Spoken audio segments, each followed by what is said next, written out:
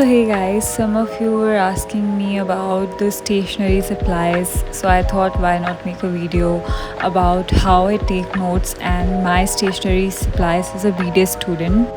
So what type of stationery you need, that totally depends upon you, whether you are a okay student or a la student. So I'll add a picture here about the differences between these two types of students. This is really trendy right now, so I thought I should give you some idea. So basically, I am a combination of both. I sometimes take minimal notes and sometimes colorful notes. It totally depends upon the amount of time I have. And I do listen to lo-fi music along with taking notes. This makes me feel so great.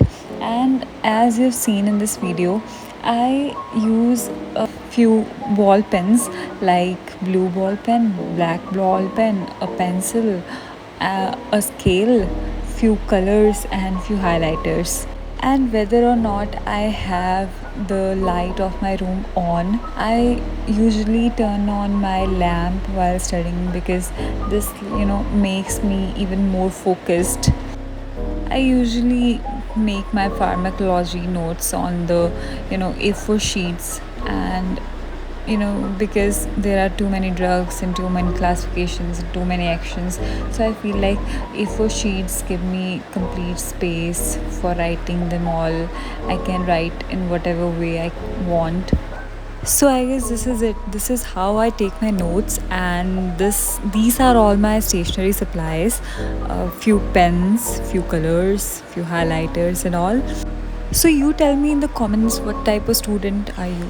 Are you a okay student or a la la student? And what other techniques you use while note taking? Or do you even revise your notes after making them? Because sometimes I used to, when I was in grade 11, 12, I used to start making notes again and again while studying because I never read my first ones. That's funny, isn't it? So anyways, I'm ending this video here. I'll see you in the next one, and you can tell me what are your suggestions about the next videos.